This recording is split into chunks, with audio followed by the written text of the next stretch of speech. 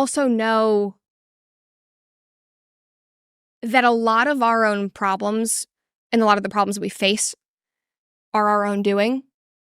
You know, the only thing that I can really control in the world when I'm doing these stories and when we're absorbing social media and current events, like, you can't control what's happening in the world. You can control your response, though.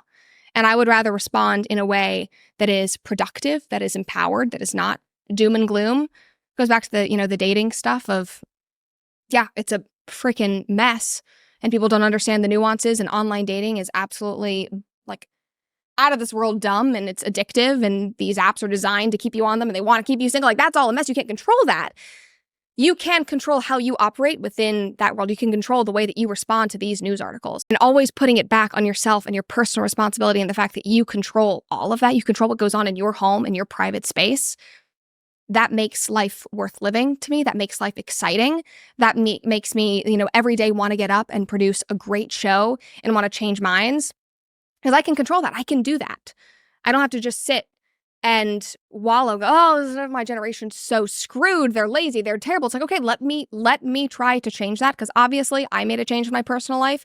I went from literally not speaking and being so awkward, and I almost did not take the job at Daily Wire because I was so scared. I didn't even want to send in my tape. They're like, hey, could you react to a couple of stories just so we can see how you are on camera with some of these? I almost did not send it in. I had recorded it, and I was petrified. I was like, I'm not good enough. I just don't want to, this is too big of a fight. I don't want to get out there. I'm not ready yet. Took my mom literally yelling at my face, saying this opportunity will never come again. Stop being a wimp. Like, get your act together. I want to meet your mum. She's insane. She's amazing. She sounds great. She's perfect. And a lot of it comes from the way that she raised us. I mean, radical personal responsibility. And I think people see responsibility and personal responsibility and, accountability for yourself and your actions as very daunting and uncomfortable, and it is, but it's also the most freeing thing that you'll do for yourself.